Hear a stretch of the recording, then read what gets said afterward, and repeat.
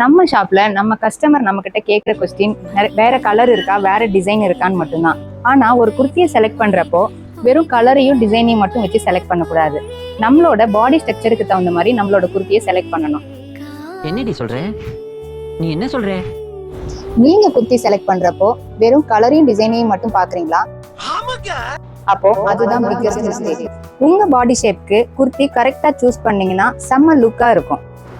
Pier shape structure இருக்கிறவங்களுக்கு A line Anarkali choose பண்ணுங்க.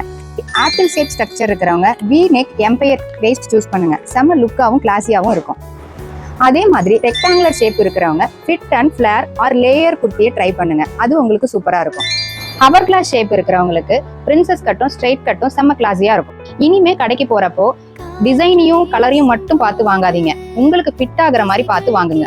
இந்த மாதிரி ஸ்டைலிங் டிப்ஸ்க்கும் ட்ரெண்டி கலெக்ஷனுக்கும் நம்ம வர்ணாலயா ஃபேஷன் பேஜை ஃபாலோ பண்ணிக்கோங்க.